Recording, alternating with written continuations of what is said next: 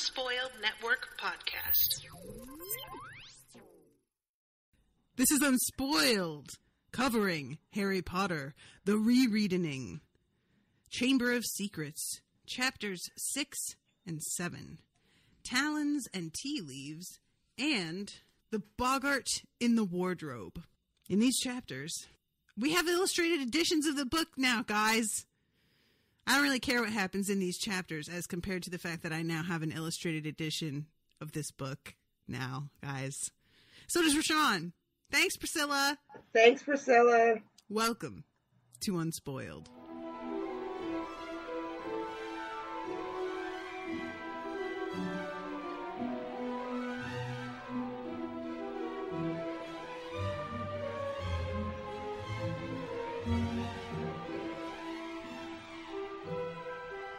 How gorgeous is this book? I know, right? Also, this book weighs about 45 pounds, so that's my cardio for the day, is holding this to read it. Yeah, I just am so delighted. I really am. Thank you again, Priscilla, for this. And I feel like I'm going to be so sad when we reach the end of it because there isn't going to be book 4 out for ages. Oh, that's right. Year. That's right. Yeah. I forgot about that. So maybe we should just, slow this down to maybe one chapter a week so that we can, maybe we'll do one chapter every 2 weeks. And yeah, it would have to be. We'll get down to Goblet of Fire in time. Welcome to the show, everyone. I'm Natasha. I'm RoShawn. And we are recording here live on YouTube with our buddies, the $20 and up patrons. Hi, guys. Ashley says, I'm a little afraid of how big Goblet of Fire and Order of the Phoenix will be. Owen has theorized that they will split those into 2 volumes, which on the one hand, I'm like, I get it. On the other hand, I'm like, fuck you charging me $60 for essentially one book. Yeah. But it is going to be a lot more work for the illustrator, so maybe that's just, me being a consumer and not a fan. Rewarder. I'm not sure what the opposite of consumer is. Creator? I guess I'm not a creator in that sense. Manufacturer? No, because it's like you know how that is with people who just consume media and they don't really understand and appreciate all the work that goes into it, so they just don't want to pay for it. And don't get me wrong, I don't like paying for shit, but mostly I do pay for shit, even though I could get pirated copies of stuff. Mostly I do, she said cautiously. Yeah. I mean, I'm not going to judge because I'm holding this book in my hands that I didn't pay for. So somebody paid for it, though. Yeah, but it's not the same thing. Somebody paid for it, and so they're getting their I cannot think of words tonight. I don't know what's the matter with me. They're getting their fair share of the profit for their work, is what I'm trying to say. For Christ's sake, Natasha, get it together. So this chapter, Talons and Tea Leaves, starts the day after they arrive and coming down at breakfast, and Malfoy has already started to do his little impression of Harry fainting. Yeah, this gets old really quick. Yes. I mean, you would think it gets old really quick, and yet nobody else seems to share our opinion on that. No. It doesn't seem like it, other, obviously, than Harry's own friends. I was thinking about this as I was reading it tonight, and I know we've talked about it a little bit before, but I think it bears further discussion. In the fandom, and I think even JK has said over and over again, that there are no good or evil houses, right? Right. But she didn't make any effort to really introduce any, that I can remember, any redeemable Slytherins. The best she did was Snape, I think. And Horace Slughorn. Oh, I don't count him. Why not? Why is he redeemable? Because he's he stays at the Battle of Hogwarts and, tries to do his best. He's doing his best, RoShawn. Slughorn? Yeah. Okay. I guess. You are not interested. I'm really not. Yeah, I think that this is something that I think to her in retrospect, Rowling, wishes that she had been a little bit more, a little less explicit about the types of students in each house than she was. I think that she recognizes now that starting it off the way that she did, it's just really frustrating because she had a second chance at the battle to have some Slytherins turn, and she doesn't do that. So exactly. I don't know. I just wish sometimes that she had thought ahead a little bit more, but even if she hadn't, she still chose to do that then, which is weird. So I don't know. Yeah, and it's just it's like she wrote this thing, she wrote this house, and she wrote those characters that are in this house, but makes a big point of how, the qualities that make you get sorted to Slytherin don't mean you're a bad person. She clearly created an evil house. Yes. So it's just frustrating to me that there's no ownership of that. Agreed. Yeah, agreed. And it is and we've talked about this before too, that the people who identify with Slytherin House, I feel like I understand where they're coming from in terms of them identifying with what is seen or often put forth as the characteristics of that house. But it doesn't feel like that's carried out in the text. It feels like the couple of words that the Sorting Hat used in one poem one time, right, are what we're hinging it all on now. And really, in the text, that's not actually what it feels like is happening. So that's where I am, which is just kind of a shame. The books are written and they are what they are, but I think it would have been incredibly interesting if that part had come to fruition. The idea that, you could have all of these characteristics and be in that house and still end up on the right side of history of, what's happening now in these books. It's kind of just, it feels like a missed opportunity, I guess, is what I'm kind of bitching about. Agreed. Yeah. So they're all talking about how it was for them with the Dementors. And Harry is a little bit concerned about the fact that despite everybody else agreeing Dementors are awful, nobody had the extreme reaction that he did. And George is just trying to be, as she phrases it, bracing. Dad had to go out to Azkaban one time, remember, Fred? And he said it was the worst place he'd ever been. He came back all weak and shaking. They suck the happiness out of a place, Dementors. Most of the prisoners go mad in there. Which, being around that all the time. Yeah. But Harry's just but you didn't fake, though. Practically to everything. Yeah, he's like, I asked you one question, and you just sort of didn't answer it. But, all right, we'll just pretend I didn't notice that part. And Hermione is checking out her schedule, and Ron is like, you have way too many subjects. That's not going to happen. What are you even talking about? Now, here's something. Now that we know what's going on here with the Time Turner, we know that later Hermione starts to crack under the pressure, right? But why did... Okay. Why is she cracking under the pressure, though? Because if you've got a Time Turner, can't you just, go back and finish your homework for the other class? Can't you just go back in time and take another nap? You would think. I would think. I guess maybe there are some more rules to how the Time Turner works that aren't explained.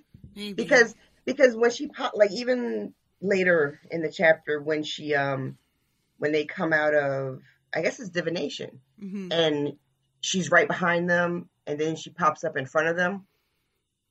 It's like she cuts it really close, like she just barely makes it. Yeah. But you have a time turner. Why are you rushing? Yeah. You know. So I don't know. Maybe it only works. But when she and Harry go back, they have a couple hours, don't they? I can't remember. I'm wondering if it's that she has to make sure that she isn't seen by anyone else or herself. And so it makes it harder to go back where there's already a version of herself sitting doing her homework. So where would she go? She could go to the library and do her homework while the other version of herself is sitting in Gryffindor Tower doing her homework. And then another version of herself could be in the dorms doing her homework. But then she'd probably catch herself. Yeah. So maybe that's why she's so fragile is not from the lack of time, but the running around trying to make sure she's not seen and she's never in the wrong place.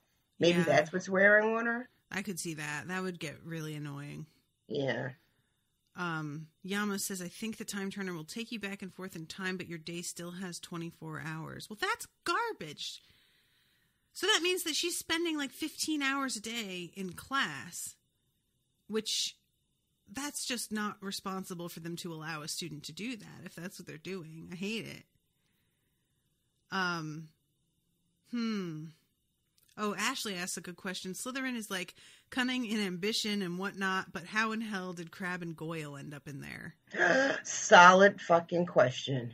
That is true. Yeah, so that means there's cunning at all. Yeah, so there's some other characteristics that clearly lean some people to Slytherin that are not being discussed openly.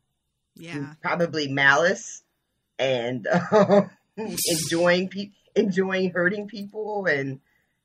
Okay, so they're, talking about her timetables, and she's just like, of course I won't be in 3 classes at once. Pass the marmalade. Mm-hmm. And then I was trying to remember what I thought was going on with Hermione. Mm-hmm. And I think at one point I thought she was splitting herself into like separate Hermiones. Yeah, which isn't that far off from what's actually going on, to be honest. And then when she gets as she gets more and more frazzled, I was like, they're all falling apart. It's like multiplicity where each one gets a little bit less awesome, but with Hermione it's like they're all not holding it together, so the final one is just nonstop anxiety. So then Hedwig Hagrid comes by and is just really excited about his first class. Me as a teacher, honestly. And we're all just kind of like, yeah, well, honestly. Yeah, honestly. Listen, Hagrid, yeah. You're a good guy, but, you've got limitations. There are so many suspect Dumbledore decisions throughout these books, right? And I have to say this is right up there. Mm-hmm. This is right. I mean, it's not glamorous. It's not as, there's not a lot of intrigue, but it's just far as like poor decision making. This is just, oh, Dumbledore, what is you doing? I really feel like with this one, it's not even that trusting Hagrid to be a teacher is just an inherently bad idea. It's that he doesn't give him any oversight. Somebody needs to be keeping an eye on this guy because his track record is shoddy in terms of, decision making, especially in regards to children. It doesn't seem like he had to submit any kind of lesson plan prior to the class. If he had written this out and handed it to practically anybody, they would have been like, yeah, no. Yeah, this is no plan. We're not doing this. It's not until afterwards where people were like, oh, maybe you should have just used some worms for the first day. Like, where was that great advice at the beginning? Right. Except the worms are awful. Well, yeah. So, let's see. They passed the Slytherin table. Malfoy did yet another impression of a fainting fit. The shouts of laughter followed Harry into the entrance hall. Yawn. Really? So I was just going to say you think that would stop, but it goes on just forever. Yeah, it sure does. But that's exactly how people like him are, though. Mm-hmm. When they get a joke like that, Yeah, he's trying to make a meme. He's trying to be a meme. He's trying to be a meme. So they're going to the tower, and they pass by a short, squat knight in a suit of armor who clanked into the picture after his pony. By the look of the grass stains on his metal knees, he had just fallen off. "Aha!" he yelled, seeing Harry, Ron, and Hermione. "What villains are these that trespass upon my private lands? Come to scorn at my fall, perchance? Draw, you knaves! You dogs!" This illustration is great on this page. He's got a suit of armor that accommodates his pot belly quite amply. He's running in this goofy pose with these banners streaming off the top of his helmet in such a way as to indicate this is madness happening here. Madness. And he the sword was too long for him. A particularly wild swing made him overbalance, and he landed face down in the grass. "Are you all right?" said Harry, moving closer to the picture. "Get back, you scurvy braggart! Back, you rogue!" Oh, bless him. "We're looking for the North Tower. You don't know the way, do you?" "A quest!" The knight's rage seemed to vanish instantly. He clanked to his feet and shouted, "Come follow me, dear friends, and we shall find our goal, or else shall perish bravely in the charge." I wouldn't follow this motherfucker anywhere. Do you hear me? I would not follow him anywhere. I'd have just missed that fucking class. There's no way I would trust any of this to lead me anywhere. Nope. Yeah, when somebody is like, "Oh yeah, I can give you directions if you survive," that's not really giving me a huge amount of confidence here in this situation. So they follow him and finally get to the classroom. There's a friggin' spiral steps and then a what do you call it? Like a trap door from the ceiling. Yeah. And this is their first lesson with Professor Trelawney. So here we get an illustration of Trelawney. Yeah. I had forgotten how ridiculous. How ridiculous! Yes. Yeah. I don't know if it, because of having just seen the movie recently. Some of that is lost, even though I did like the actress who plays Trelawney in the movie. But I guess the way it's written in the book, the scene is palpable. You feel like you're there. Everything from the fireplace with the incense burning and how tight and muggy and stifling it is, and something about the way it is light in the movie being weird because of the scarves wrapped around the lamps and everything. Yeah, and the movie, it's kind of the room is pretty bright. It seems much airier. It seems much larger. But whatever. But reading this, I was like, oh, that's right. She's crazy. Just I had forgotten that I had forgotten that she is not to be taken seriously, pretty much, ever. Yeah, that's fair. And also, I guess, and it's in the book too, so I'm not going to blame it on the movie, but in the movie, I found her to be very sympathetic. Yes. To the point where I wasn't as harsh about just how ridiculous her class is, Yeah, I think what they do in the movie, it's a very fine change, but it's significant, I think, in the empathy department, is that they make her ridiculous, but also really eager. She wants to help people Yeah. figure things out. And Right. in the book, she's ridiculous and also lording it over other people. Yeah, That agreed. they But, probably just can't do it like she can. yeah. And And even the moment where she, like, in the movie tells Hermione, I just figured, like, I don't see much of the sense in you. She does it in a way as if she's really delivering news that's hard for her to say, and I'm sorry, honey. Yeah. I'm so sorry. Here it's just like, yeah, you don't have it. Yeah. More just like, oh, well, if you're going to laugh at me, then it's probably because you don't know what you're talking about. You noob. Bye. And she also delivers her little bits and pieces of bad news in a very sort of cavalier way here. Yeah. Like she's not even a tiny bit sorry. That I think it's Labrador maybe who's going to have the terrible thing happen to her on the specific date. Right. The thing about Neville's grandmother, and the only thing she really reacts to is Harry's, and even that is less about Harry and more about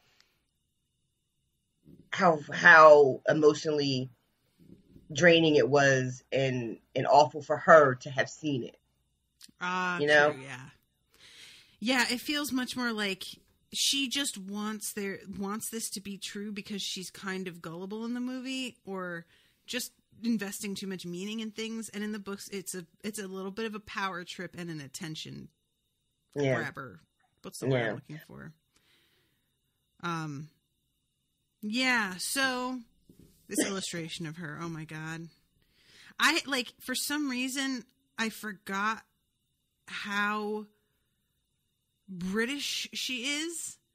Like, I just picture her as being very, like, American hippie-ish in my head, which I think is probably due to the movie.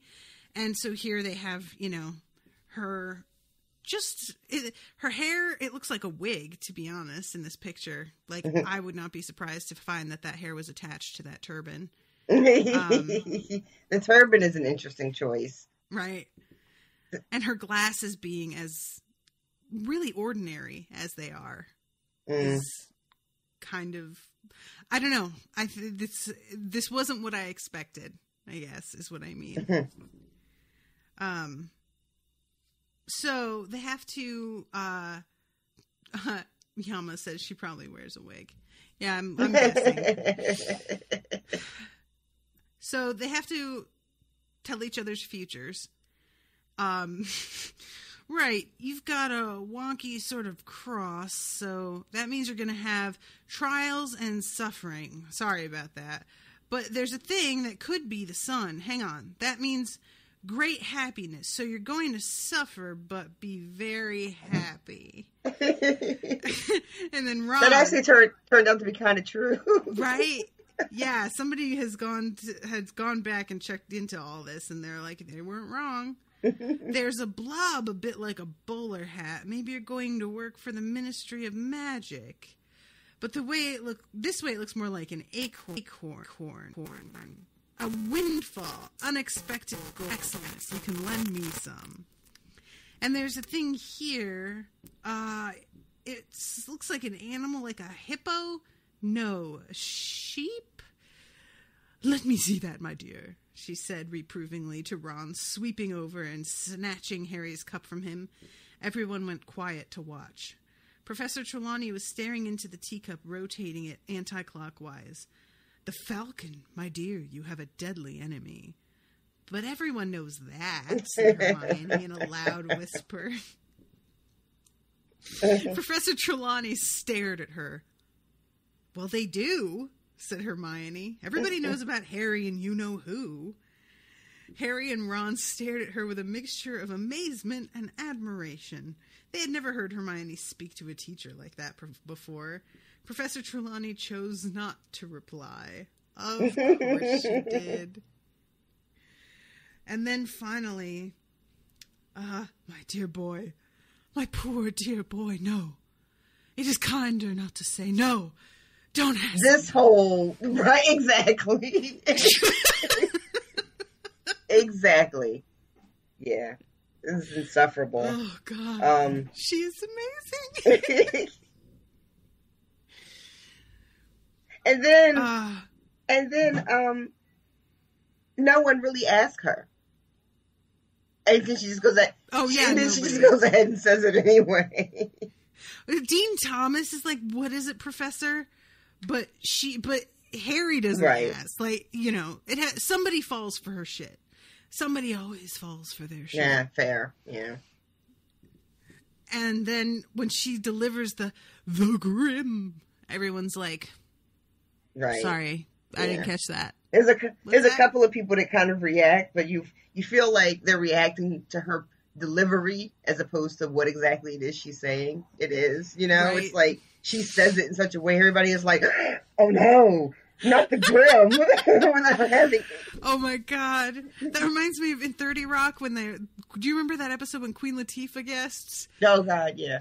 And if I continue talking like this, you will applaud me. Just like, oh, she's so great. What's happened to Queen Latifah? What's she up to? She just had a movie that just killed. Really? What was it? She was in that Girls Trip. Was she in that? Oh, yeah. I should have seen that movie. That looked really funny. Yeah, I think I'm gonna. I'm sure I'll watch it when I. No. You know what we should do? Save it. We'll watch it on our vacation. Oh, what a good idea! Yay! Yay! That'll be so fun. Yeah, because when I went to see Get Out with my friend Sydney, they played the preview for Girls Trip. And it was so funny. And we looked at each other. We were like, we're going to go see that. But then we didn't. Everyone I know that saw it said it was great. Said it was really, really funny. Yeah, like, usually in those previews, you kind of are like, yeah, all right. Mm-hmm. I was, when it started, I was ready to roll my eyes a little bit. But then the jokes were pretty good. When she just starts peeing, I was just like, well, this is unexpected. Anyway, so I think we'll just leave the lesson here for today until we meet again. Fair fortune be yours. Oh, and dear, you'll be late next time, so mind you work extra hard to catch up. But this is the kind of thing where, is she predicting things, or is it just that she can see exactly who Neville is in an instant, like most of us can? Exactly. Like, it's that's a great part of this type of performance, is being able to read people, So the Neville stuff, even though Trelawney claims that she doesn't get down from the tower often because it clouds her vision, I feel like Neville would have a reputation amongst the teachers. And I think you could look at Neville and in 2 seconds know if any kid in this class is going to drop something because he's so fucking nervous, it's going to be Neville. Poor Neville. But then Harry did kind of see a big dog, though. That's I mean, it wasn't a Grim, but Harry doesn't necessarily know that. So if she can, if she can see things and perceive things in people, and maybe just can't interpret them 100%. I mean, that's kind of dead on. And we know from later in the story that she does have these moments, where she really is legit, passing on some otherworldly knowledge. Yeah, Yama is in the chat saying, does she even know she actually has premonitions for real twice in her life? I don't know if anyone ever tells her. That's something I'd really like to... Yeah. But on the other hand, like, I would want somebody to tell her if she were the movie version, but I'm not sure I could handle how insufferable she'd be. Is like the book version of her, if somebody told if her. She knew. Yeah, like... I wonder if... I mean, Dumbledore tells us that she has no memory, right, of when she gives the prophecy to him. Right. But I wonder if that sort of stuff is something that's in a person's subconscious that, floats around. And if she gets... Like, if she knows things really without even realizing she knows them. Like little kernels of things. And then she just adds all her bullshit onto it when she presents it to the world. Yeah, probably. Like if there's like a little tiny kernel of her gift that lets her know that Harry is worried about this dog thing and that he's, freaking out because he'd seen the book in the bookstore about the Deathly Omens. But then instead of just being like, hey, Harry, I'm seeing a weird thing about dogs with you. What's going on with that? Mm-hmm. She's got to be like, oh, it's a Grimm, and you know what I mean? I'm just thinking, like, the way that you phrased it, where, like, maybe she actually has a gift, but she has to pile all of her own bullshit onto it when she puts it out there. I'm like, is that every artist ever? Is that everybody who's good at anything? Is that they have, like, this one pure thing that they just fuck up and then put out in the world with their own baggage and garbage all over it? The answer is yes. Welcome to the podcast, everyone. My name is Natasha. Oh, dear. So, then they go to Transfiguration, and McGonagall does not truck with this shit. Yeah. She, if you, like, when I first read the book, and, you're having your reactions to Trelawney, and it's, this chick is kind of full of shit. Mm-hmm. But you don't know these people, and, you're just getting to know her, and you maybe start feeling bad for being so judgmental. And then you turn the page, and there's McGonagall. Be like, nope, you were right. You were 100% right. Judge the fuck out of that bitch. She's full of shit. Yeah, because you're like, I don't know about this universe. I don't know about how fortune-telling works in Harry Potter's. Right. Maybe she's insufferable, but she's completely right. I don't know. And then McGonagall's like, sprays the whole first row of the class with spit. And she's like, so which one of you is going to die this year? Because this is just a shtick. She does this every year. Yep. Yeah. Me, said Harry finally. I see, said Professor McGonagall, fixing Harry with her beady eyes. Then you should know, Potter, that Sybil Trelawney has predicted the death of one student a year since she arrived at the school. None of them has died yet. Seeing death omens is her favorite way of greeting a new class. If it were not for the fact that I never speak ill of my colleagues. Professor McGonagall broke off, and they saw her nostrils had gone white. She went on more calmly. Divination is one of the most imprecise branches of magic. I shall not conceal from you that I have very little patience with it. Yeah. You look in excellent health to me, Potter, so you will excuse me if I don't let you off homework today. I assure you that if you die, you need not hand it in. Oh, she's so good. I love you too, Krista. Krista just said I love you, Natasha, but I don't know why. But hello. All right. So after that, they talk about the dog thing. My Uncle Bilious saw one and he died 24 hours later. Coincidence, said Hermione airily, pouring herself some pumpkin juice. You don't know what you're talking about, said Ron, starting to get angry. Grimms scare the living daylights out of most wizards. There you are, then, said Hermione in a superior tone. They see the Grimm and die of fright. The Grimm's not an omen, it's the cause of death. And Harry's still with us because he's not stupid enough to see one and think, right, well, I'd better pop my clogs, then. I do not remember this phrase. Yeah. Pop my clogs. Is that... That sounds like something else. Oh. It's just weird and I don't like it. So, they go out to Hagrid's class. And, yeah, for one nasty moment, Harry thought Hagrid was going to lead them into the forest. And he had had enough unpleasant experiences in there to last him a lifetime. However, Hagrid strolled off around the edge of the trees, and 5 minutes later, they found themselves outside a kind of paddock. There was nothing in there. And this is where we meet the what? I was just going to say, when the student that probably loves you more than anybody else and wants you to succeed more than anybody else shows up at your class, and the first thing they think is, oh shit, is he going to take me to that terrible, horrible place that's completely unsafe? Yeah, you know. That is not a ringing endorsement. You know, that is... Agreed. That, yeah. Mm-hmm. Hagrid.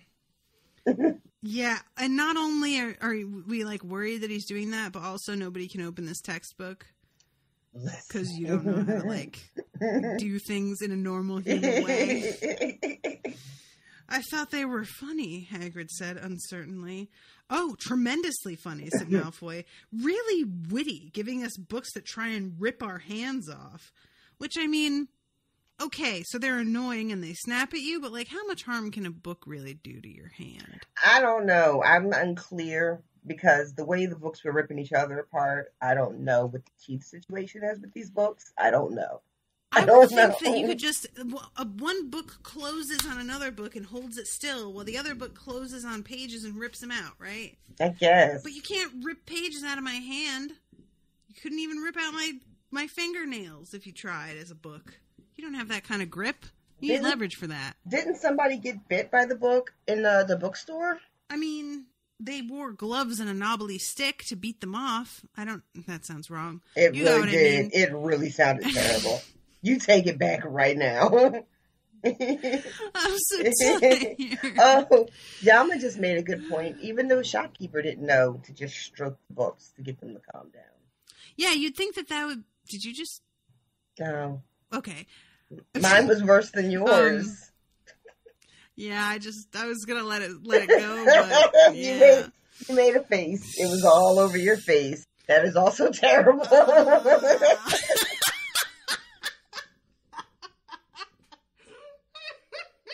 What is wrong with us tonight? Oh my god. It's not our A game. Oh god. That is so terrible. Everything is awful. Oh, my eye makeup. Oh. Okay, so yeah, I would think that, you're like, I'm going to manufacture a biting book. Maybe I'll manufacture instructions, a manual, advice on how to handle a biting book. But they do not do that. Could have just put a note in there. Yeah, right. Put it on the package, on the pallet that the books arrive on. So, hippogriffs. Yay! This picture is beautiful. Is it amazing? It really is. You should lift yours up and show people. I posted a screenshot of this actually to the Facebook page. But check this out. Those of you who do not own the illustrated edition and are in the chat will appreciate this gorgeousness. Everybody who is not in the chat is patiently waiting for me to get on with it. So the hippogriffs do not appreciate disrespect, and they need you to bow to them before they will bow to you and potentially let you on their back. And it is just some frustrating shit that Harry manages to listen to fucking directions like a human being, and then Malfoy has to step on out there and act like a little prick. Right. And get slashed up and... He was too busy talking when Hagrid was telling everybody how they should behave. Mm-hmm. Even though I'm not convinced that even if he had been listening, he probably still would have behaved this way. You know what I mean? really think that's it. I really think that he doesn't trust that Hagrid knows what he's talking about. Is what it comes down to, So, yeah. And also, like, why would he even... I mean, I want to say, why would he say that? But that's a stupid question because he's trash. That's why he said it. But, I mean, what exactly does what does he say? He calls him stupid, right? Is that what he says? Oh, he calls them ugly. He calls them, you ugly great brute. That's what. Oh, to the hippogriff. Yeah. Yeah. I mean, I guess they're ugly. I don't think they're ugly. I mean, it just is. They're not. They're beautiful and regal. They're majestic. Like that cat picture I sent you. That cat was amazing. Right? So it rightly tries to slash him to death, and I wasn't mad at it. No. Everybody wants to slash at him. Everybody wants this. And they finally, he ends the class because that has not gone well. And they know that Madame Pomfrey can, like, fix him up in a second, but he milks this thing for a long time. Yeah, he's in there a couple of days. Yeah. He comes back with, like, a bandage and a sling. You know she healed that shit right up. There's nothing happening under that bandage. It really is. There's nothing there. Come on. If I were Madame Pomfrey, I would take that so personally that this little asshole's wandering around trying to act like he's still injured, like I don't know how to do my goddamn job. Mm-hmm. I would be coming down there and ripping that bandage right off and just being like, what? And that's another thing. Real students with real injuries need these bandages. Give them back. It's like one of those things that makes me think, like, where are the adults? Because, I guess his housemaster Snape is useless, so... True. That's really not going to help us. You know, if it was McGonagall, she'd be like, take that shit off. Oh, yeah. You know. She'd probably come up to him and, like, jab at it with her wand. Be like, yeah, I don't see a problem here. You're fine. So they go back down to Hagrid's hut finally. And he's scrubbing his table and has been drinking, clearly. Expect it's a record. Don't reckon they've ever had a teacher who only lasted a day before. You haven't been sacked, Hagrid, gasped Hermione. Not yet, but it's only a matter of time, isn't it, after Malfoy? Madame Pomfrey fixed him best she could, but he's saying it's still agony, covered in bandages, moaning. Yeah, see. Yeah. Mm-hmm. Yeah. Hermione tells him finally that he's had enough to drink, and he goes outside and dunks his head in the water barrel. And he's like in the middle of being like, it's really nice of you guys to come and see me. And then he loses his shit and starts screaming at Harry that he's not supposed to be here after dark. Don't you know what's happening? Oh my God.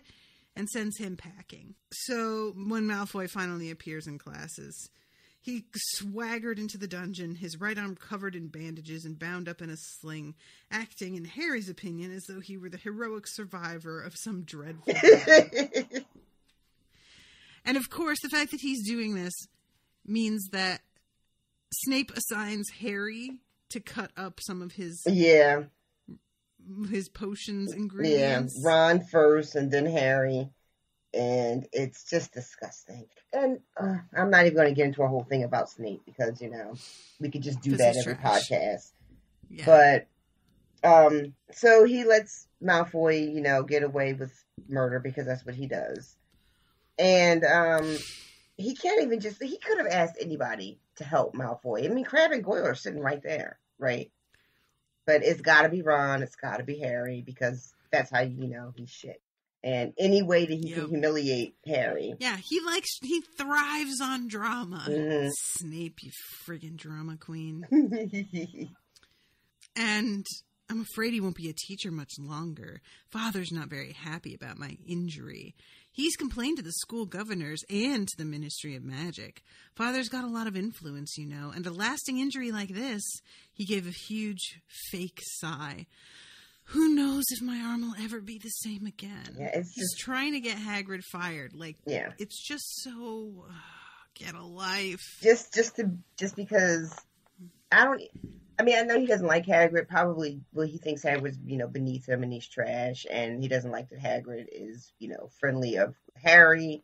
Mm-hmm. But it's these are still little kids at this point, Yeah. To have that sort of disdain for a grown-up who hasn't done anything to you, and then now this year, a teacher, is just, what a piece of shit. Ashley says, I just want to punch Malfoy in the face. Yama says, Snape is still totally a dick. You guys were right. Only rereading it now, I notice how awful he is. Snake is still a dick, though. Yep. I like this line, too, that Harry says that when Snape is telling him to cut the potions for Malfoy, he says that he gave Harry a look of loathing he always reserved just for him. Like, Snape's got a million, shitty looks to give, and then he's got, a special extra shitty look just for Harry. And then we get a picture of Snape. Yeah, what'd you think of this? I like it. This makes me a little uncomfortable. Why? I think there's something about his face that looks a little too real on that page. Like, he looks too shiny. And, I don't know, it creeps me out. He's got, like, smile lines around his face, even though I don't believe that he smiled enough to earn those. Oh, but his eyes aren't smiling. Look at those eyes. Those eyes are dead inside. I don't know. I would show you guys, but the lighting we're in isn't great. But I'll hold it up. Hold on. This is the Reading Rainbow. Butterflies in the sky. And then he does the thing that I think is really unforgivable, where Neville brews his potion wrong, and Snape says that he's going to feed some of it to Neville's pet frog.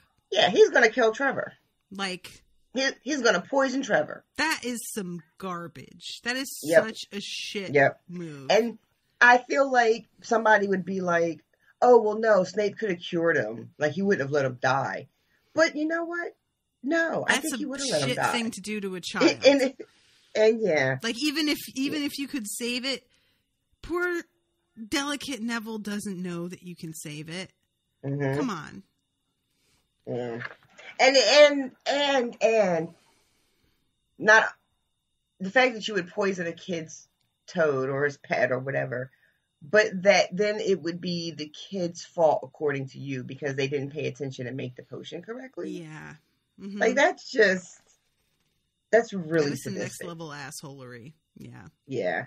Sadistic is a good word for it. Agreed. Yeah. And they never explain to us why he's so shitty to Neville. Other than he's just shitty to all the kids. You know, he's just a shitty person. But he is especially, maybe it's because Neville is weak and I almost am tempted to say he reminds him of himself, but I don't think that's it because. No. Okay, so here's a theory that people have put forth a couple times.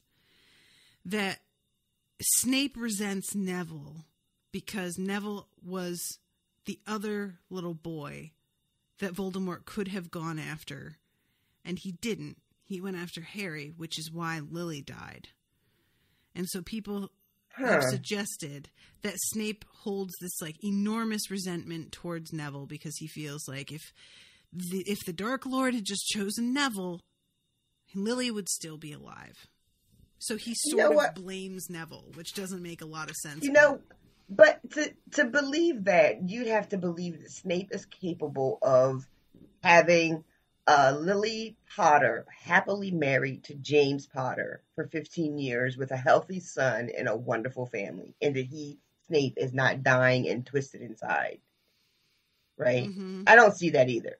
The longer Lily lives and is happy raising her family, the more damaged and disgusting Snape becomes as a person inside. Yeah, I mean, like... The only thing that redeemed him is that she died, and he had this great mission to, avenge her. Well, he turned right before she died, because he thought that by warning Dumbledore, he could stop, and he got Voldemort, like, Voldemort kind of promised him, oh, I'm not going to hurt her. So... I don't, like, it's the kind of thing where could he have repaired his relationship with Lily even if, she was married and had a kid and wasn't interested in him, but could he have been friendly with her ever again after everything? And that's a real question. I don't know that was something that could ever happen. Even if Lily forgave him, mm-hmm. Snape is 100%, I'm such a nice guy and you friend zoned mm-hmm. me. And he just would have become more and more resentful, more and more bitter, mm-hmm. and just more and more of a dick. Yeah. You know what I mean? Like, yeah. Nah. No, there's no good in him. There's no good in him. There really isn't. He's somebody who does the right things for all the wrong reasons. in the end. And he only does the right things in the most grandest, like, the overall big picture sense of doing the right thing, not in the smaller day-to-day living your life kind of sense.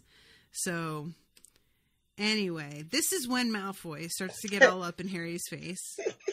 What? I'm sorry, I was reading the comments. Krista is singing along with me to Reading Rainbow. And Yama said that Snape would not have said he wouldn't save that code. Let's face it, he wouldn't save it. So Harry has this weird conversation with Malfoy where Malfoy is like asking if he's gonna go and look for Sirius.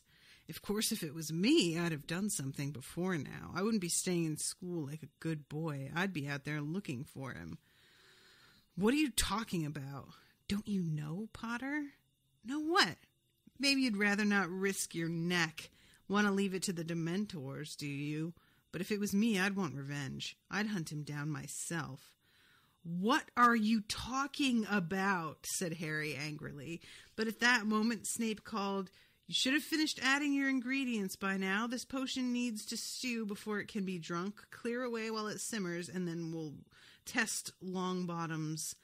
And there's a painting here of him holding up the frog, looking at it all eagerly because he really desperately wants to see this poor defenseless animal in its death throes. He looks particularly greasy in this little illustration. Yeah, he does. So let's see. If he has managed to produce a shrinking solution, it will shrink to a tadpole. If, as I don't doubt, he has done it wrong, his toad is likely to be poisoned. Snake picked up Trevor and dripped a small spoon into Neville's potion, which was now green. He trickled a few drops down Trevor's throat. There was a moment of hushed silence in which Trevor gulped. Then there was a small pop, and Trevor the tadpole was wriggling in Snape's palm. The Gryffindors burst into applause. Snape, looking sour, pulled a small bottle from the pocket of his robe, poured a few drops on top of Trevor, and he reappeared suddenly, full-grown. 5 points from Gryffindor. I told you not to help him, Miss Granger. Class dismissed.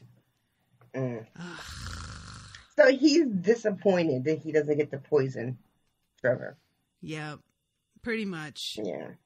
I mean, I guess people can be like, well, he had that little bottle in his pocket, so he really was going to save him. That bottle was to reverse the shrinking potion, unless he's carrying about a bunch of bottles, one of which is to cure it from a poisoning of a botched potion. Right. Which I have a feeling it's not. Just saying. I guess some people could be like, oh, well, he's just disappointed that Hermione cheated. But that's not what the disappointment is. No. He's mad because this fucking frog didn't die. Yep. Agreed. And then Ron's in the middle of talking to Hermione, saying that you should have said Neville did it himself. He turns around and she's gone. And then when they turn back around, she's coming toward them. And she's like out of breath and just everything's all weird. Ron's like, how did you do that? What? 1 minute you were right behind us and the next you were back at the bottom of the stairs again. What? Oh, I had to go back for something. Oh, no. And her bag splits because she's carrying around every textbook for every class that she's taking. You haven't got any of these subjects today. It's only defense against the dark arts this afternoon. Oh, yes, said Hermione vaguely, but she packed all the books back into her bag just the same. I hope there's something good for lunch. I'm starving. Do you get the feeling Hermione's not telling us something? Ron asked Harry. So then we go to Professor Lupin's class with the boggart. Boggity bog. Boggity boggity, boggity boggity, boggity boggity, boggity boggity. It's a good tongue twister. I have to say, I was disappointed we didn't get a picture. Maybe it's because it's something that's done all the time. They felt like they didn't really need to include it. You know? But I was really looking forward to it. Oh. You're right. Yeah. And I mean, In the paperback, there's that little illustration at the beginning of the chapter. So maybe they were like, no, we don't have to do it again. But I really wanted to see it. Yeah, I agree. Did you see that they came out with a pop doll of Snape dressed as I Neville's grandmother? did. I want I I forget it so who posted bad. it. Yeah. It's so perfect. I think it was like a Hot Topic exclusive or something. Is that what it was? I thought it was from. I thought it was one of those Comic-Con exclusives. I can't keep up. Oh, maybe. I can't fucking keep up. But yeah, I saw it and I wanted it, and then it was gone. So they come across Peeves, who is stuffing gum into the keyhole of a cabinet, and Lupin's like, "Hey, Peeves, knock it off." And Peeves blows a raspberry, and then Professor Lupin raises his wand to shoulder height, says, "Wadawasi," and pointed it at Peeves. With the force of a bullet, the wad of chewing gum shot out of the keyhole and straight down Peeves' left nostril. He whirled right way up and zoomed away, cursing. "Cool, sir," said Dean Thomas in amazement. "Thank you, Dean," said Professor Lupin. So they all face the boggart, except for Harry. Yeah.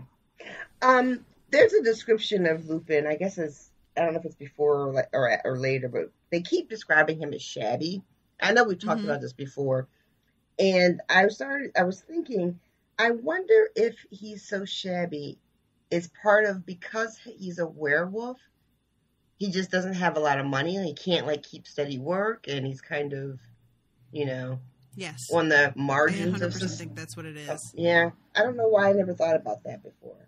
But do you remember when we were doing the in between, before the reread, and we looked into his past? He was struggling every second of his life for everything, and he was always broke, and he was always moving, and he I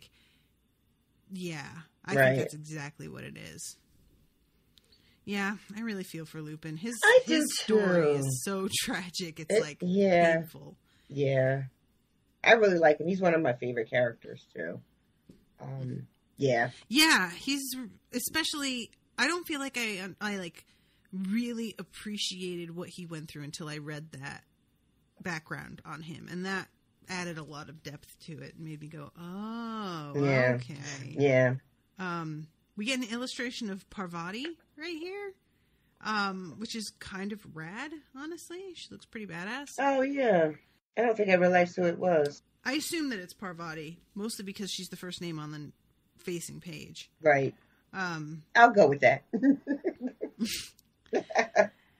And then Harry's been thinking about what it's going to turn into. He figures a Dementor. Yeah.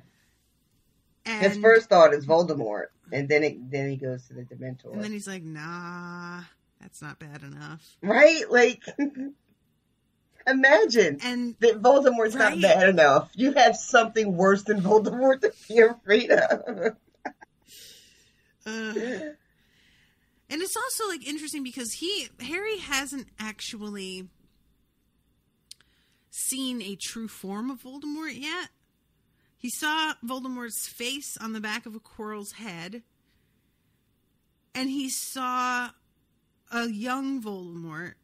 So, let's say Harry had not met a Dementor yet and did not know about them. Which Voldemort do you think? Would there be, a weird Quirrell with the face in the back of his head wandering out of the cabinet? Because how hilarious would that be? Oh, God. Or just a young, good-looking student, and everybody's like, "Who's this guy? What is this?" Maybe... I don't get it. Do you? Is that his older brother? What happened?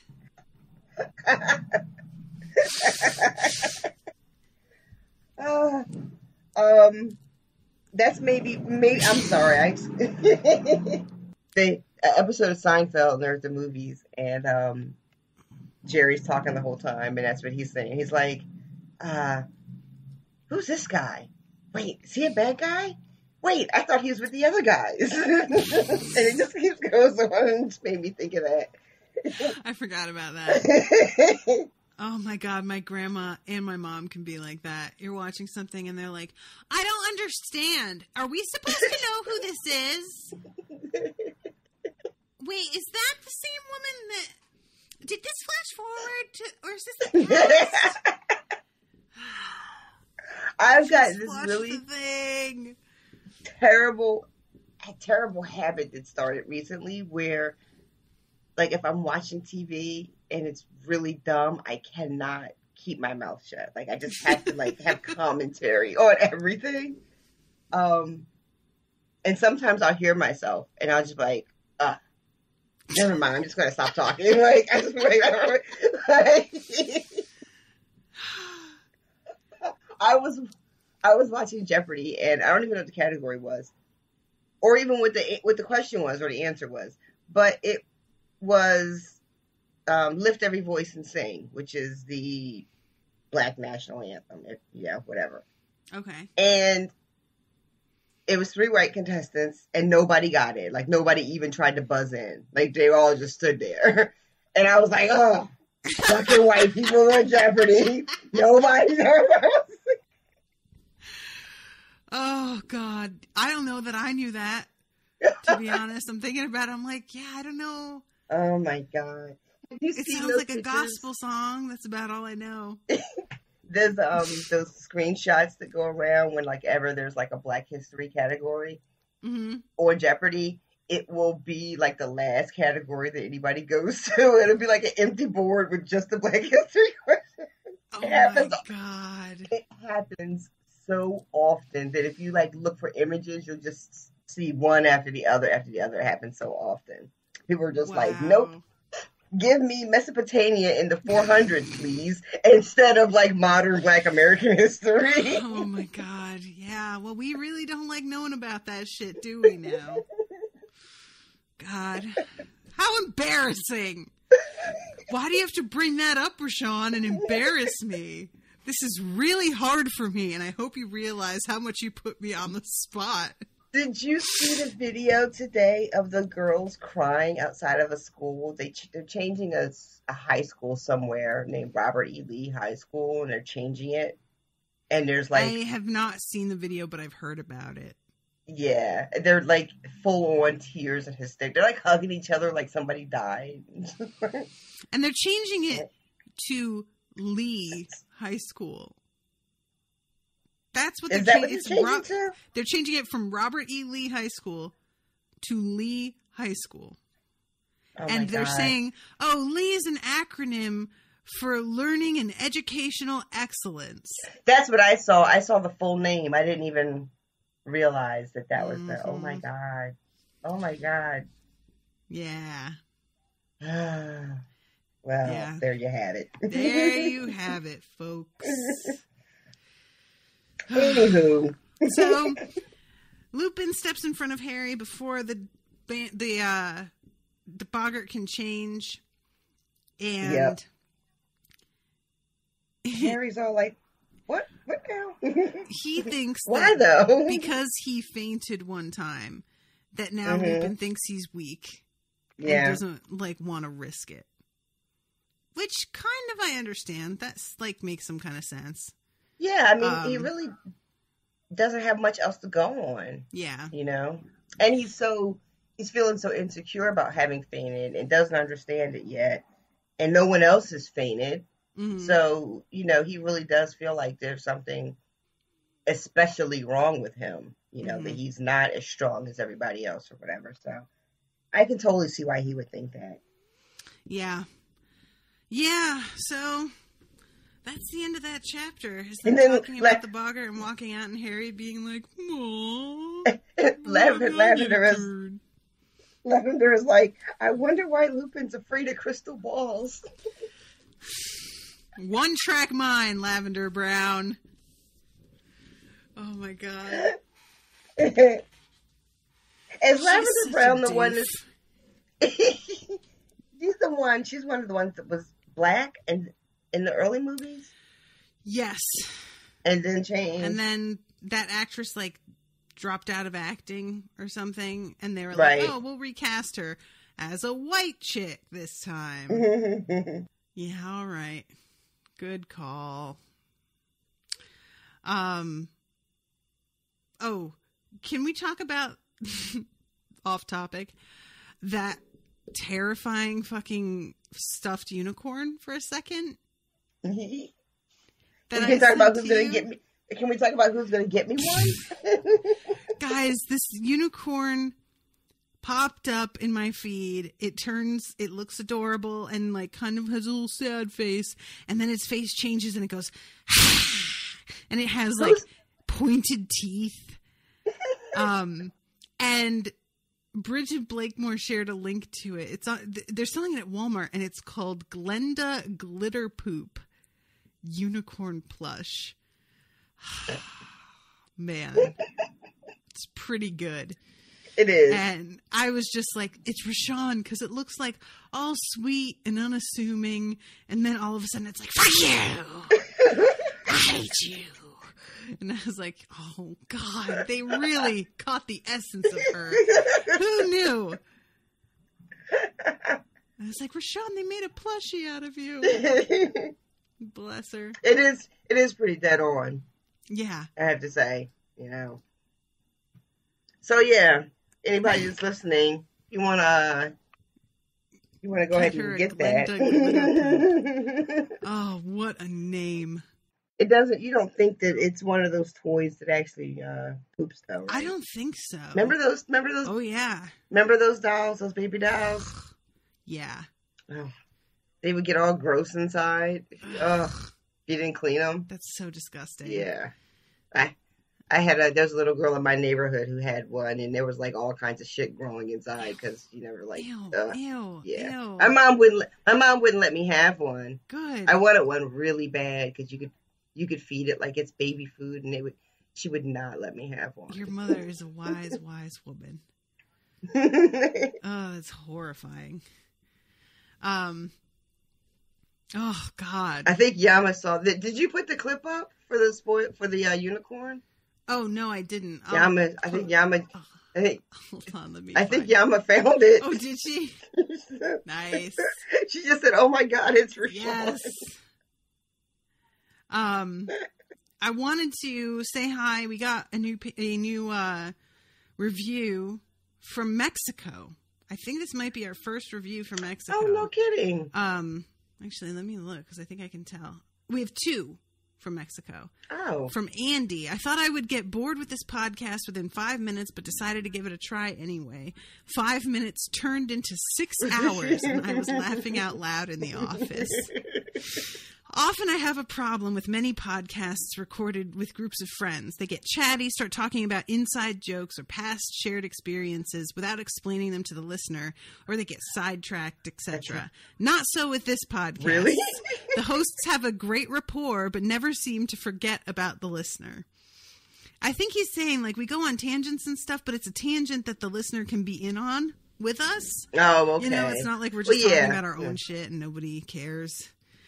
The audio quality is not the best, and since they do not record together, I instead seem to be Skyping or an equivalent. They sometimes have Skype problems, but even so, I found that didn't detract from the podcast, which is really rare, in all caps. Maybe the audio quality improves. I'm only just finishing book 1. Do not hold your breath, Andy. My apologies. We're trying a new thing this week where RoShawn records hers locally and sends me the file, and we're hoping that'll fix it up. But that doesn't happen to the reread of book 3, so. Yeah, you know. I thought that would be too much for RoShawn, the Luddite, to handle. But then she tells me that she went ahead and did that shit when she recorded with Miles for Smash Fiction. So I guess I should have just asked earlier. Maybe I should have been like, putting some more pressure on her or something. I just decided to go and check that file real quick. I was like, is that shit even still running? Let me go take a peek. Yeah, it is. Yeah. Yeah, and I just wanted RoShawn to clap so we could sync up our sound at the beginning. Guys, you have never seen a human person have such difficulty with the concept of clapping on the count of 3. I was clapping on a count of 3. You were taking a ridiculous pause after 3. 1, 2, 3, clap. That is not a ridiculous pause. It's in rhythm. Okay. We will have to agree to disagree. You can't disagree about rhythm. That's not a thing. You're the black lady. Aren't you supposed to be yelling at me about my rhythm? Isn't that what's supposed to be happening? I'm saying, it's not the rhythm, it's the pace or the tempo that I take issue with. I would just never take a Zumba class, okay, RoShawn? You would not be able to handle it. Well, I wouldn't be able to handle a Zumba class, but that's a host of other reasons. I'm just picturing, like, because there's a lot of moves where they're like, grapevine, clap, clap. And you'd be like, the whole room's going, clap, clap. And you're like, she literally started to clap, guys, realized that she had missed it, and then looked at her hands. Like, her hands were responsible for this, and they failed her somehow. I was like, well, we just didn't do that one, guys. Yama's in the side, best part of the podcast, clapping. Because, all the $20 patrons were here watching when that happened. Watching me lose my mind as I started to crack up. Also, you thought I was watching you and clapping with you. Yeah. With the video. I was not. Call me crazy for thinking that you're watching me. Look, you asked me to download Audacity, so I was doing that while you came up with this clapping expedition. It's a clap. It's one clap. This whole side quest while I'm working on downloading Audacity. Oh my God. All right. You had a second review? Well, that's the one. We got one more. Like, that was the one new one. New patrons I want to say hi to. We have Bryce Reed, somebody who just goes by I, which cracked me up because I comes through on my end when I get the email that there's like a new patron. It will say, Bryce pledged $1,000. And it was like, I pledged $1. And I'm like, what? No, I didn't. I did. Wait, what? I got so confused for a second. Somebody should use the username Your Mama. Your mama pledged $5. I'd be like, wait. Steven and Zachary Auerbach all became patrons. So welcome to all you guys. Thank you so, so much for becoming patrons. You're awesome. I also, first of all, I want to remind everybody to check out our sponsor, Akio Box. Somebody got me the September Akio Box for my birthday, and it was the best. And I am kind of like not holding up my end of things because I said in my video live unboxing that I would record or that I would take a photo of all my items, and I totally have not done that. My apologies, but I still should. And I'm just like really wishing I just want to get another one of these boxes. Like, I know, guys, that a lot of you have said before that I don't really like subscription boxes because I already have too much stuff. I'm kind of picky about the stuff that I get. I don't want to have like a bunch of crap I'm never going to use. But I am really impressed so far with all of the things that they've chosen to put in these boxes because everything is so special that it never feels like, oh, what is this? I guess. I never get something like that. I'm always like, oh, this is cool. I've never seen one of these. Like, every time. And I know I mentioned last time the Constant Vigilance Flask, but seriously, I'm going to mention it every time, so y'all better just get ready. I need to just start recording with that, like, by my side. So, yeah, I'm just... Because I've gotten, like... I bought Owen a subscription to Loot Crate for, like, 6 months. And Loot Crate is a pretty bad, like, offender in that way, where there's the one item in the box that you're excited to get, and then there's a bunch of crap. A lot of it is for fandoms of things that are not that popular, and a lot of times you'll pull out this little, like, figurine or something for a show you don't even know what it's from, or a video game you've never heard of. It's just kind of a bummer because, you know, you're paying the subscription thing for surprises, but the surprises are not necessarily relevant or exciting to you. So I kind of got like a bad like first impression of a subscription box because of that. Same thing with like those I got, what is the Birchbox? And while I really enjoyed getting it, you know, when you have curly hair and they send you garbage shampoo and conditioner that I can't use, and they do that every time, even though you say in your like requests, hey, don't send me that stuff anymore. It just it left a bad taste in my mouth. And I've been just so impressed with both the boxes that I got from Akio Box and from the like spoiler stuff that I've seen for the October box, because I did not order myself the October box. I'm pretty sure nobody else ordered it for me. And there is the cutest thing coming. I won't spoil it in case any of you guys have bought it for yourselves, but there is something in that box that I want, and I kind of am not sure if I'm going to be able to find it outside of, because sometimes they have exclusive stuff. This last box had 3 things that you can't buy anywhere. They made it. And I'm just really impressed, and they've made me like want to subscribe forever. So, you know, so yeah, if y'all are interested in getting genuinely awesome stuff that will surprise you and that you will use or want to keep, you should check out akiobox.com. You should use code unspoiled, get 10% off your first 3 months, and be super excited every month with the awesome shit that you get. And that should be what you do. So do that. Also, I want to say a huge thank you to everyone on the GoFundMe. I upped our goal, as I said last week, and I just want to say thanks to the donors who have donated since then. You have Mary Kate, James, A.F. Tanith, Anum, Susan, Carrie, Lexi, and Jennifer, all pledged over this past week. Thank you all so much. We are, and what I was actually talking about this, RoShawn, because the idea was to raise the limit so that we could get separate rooms when we stayed in Orlando. But I was talking to Owen's grandmother today, and she was like, well, even if you don't get enough for the entire stay, you could, you know, have separate rooms like one night and just have that be like a treat. And I was like, oh, you're a genius. That's a really good idea.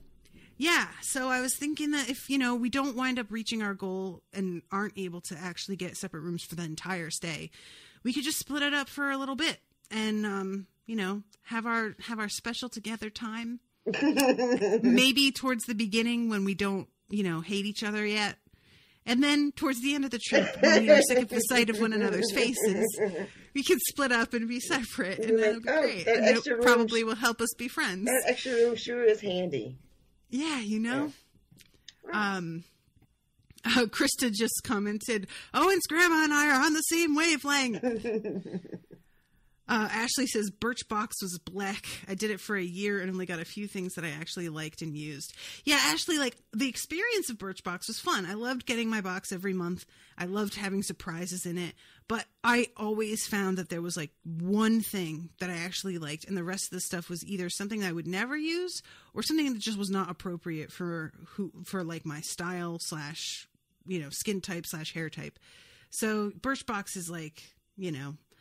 Yeah, I think Akio Box, being as focused as it is on just Harry Potter, they have it's a double-edged sword. They're able to be way more certain that what they send is going to be stuff that people are into and like and understand, but they are also going to be limited in the amount of things that they can send. Like, you know, they're, especially when they want to be doing exclusive stuff or special stuff that isn't something you could buy anywhere. So I think they're really walking that tightrope pretty well. So yeah, akiobox.com, guys. Any idea how long they've been around? Okay. Did you ask this on purpose? Because the answer is great. I did not. Their business launched on October 31st, Halloween of 2016.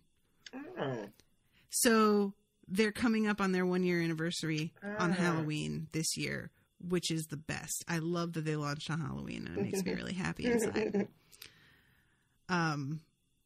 So yeah, I feel like there was something else I wanted to mention this time around. I know I'm forgetting something. I'm sorry, everyone. Forgive me if I snubbed you somehow. Is there anything you wanted to add, Mr. Sean? I do. Real quick, for any listeners who have been listening for a long time, you may know that we have a publishing company that I am a silent partner in because I pay for everything in the house. But so the second book is coming out, and it's available at dwulf.com, which is DIWULF, and the book is called Graffiti and Hardcore. It's called Urban Styles, and it is about the crossover between graffiti artists and hardcore music in the late 70s and early 80s. It's got a ton of cool interviews and some awesome, gorgeous pictures. So I know the Harry Potter crowd is varied, and some people might be into that sort of thing. So if you are, check it out. What's the name of it again? It's called Urban Styles, and it is available at dwulf.com, which is our name and Amy's name. So yeah, we're actually going to Brooklyn next Friday, so we won't be why I won't be able to record because we're going to Brooklyn for a launch event for it. Right so, on. Yes, that should be fun. Actually, I'm kind of stoked. I haven't been, don't get to Brooklyn often, so it should be fun. Krista is over here in all caps. That is awesome, RoShawn. Oh, thanks.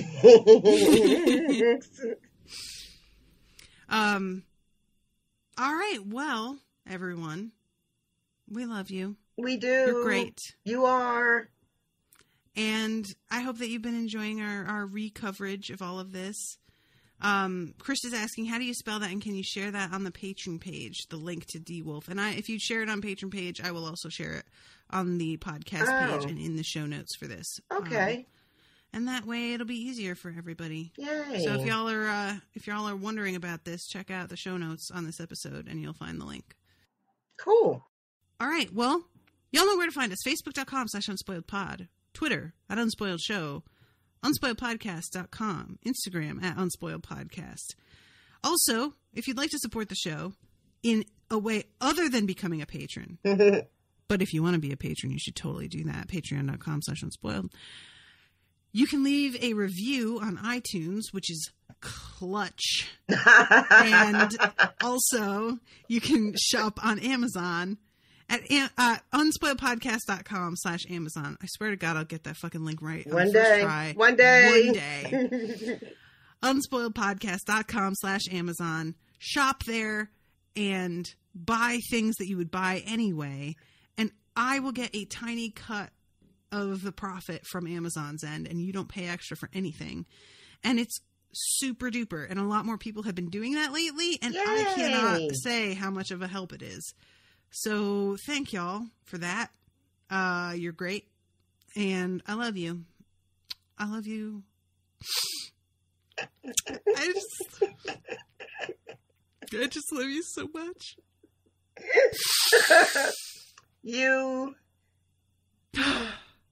You're something. Toodaloo, motherfuckers. Bye, guys.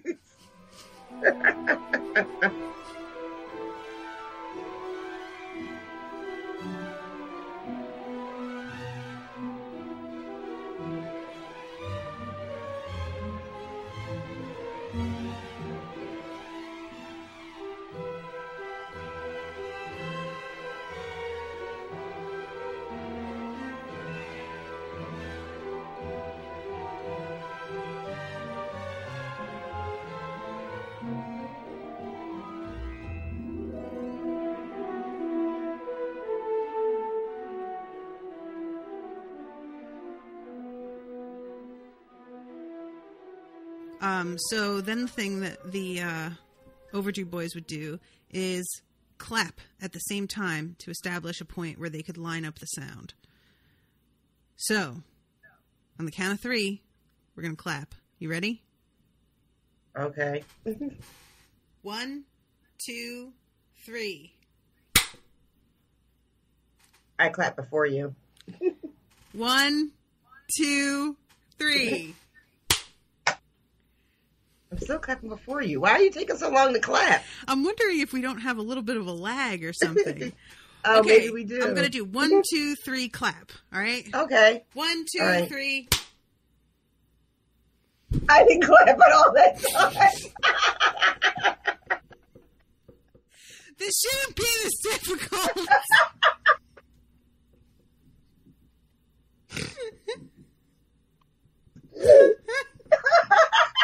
You looked at your hands like they had betrayed you. You like were like this, and then you were like, I was like, guys, she said clap. I have no idea what just happened.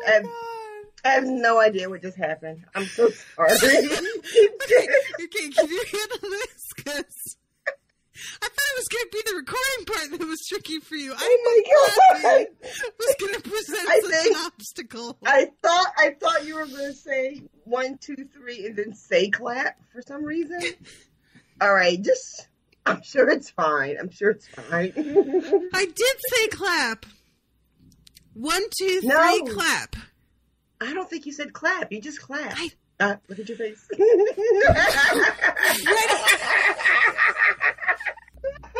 Oh my God. I'm gonna lose it. Okay. All right.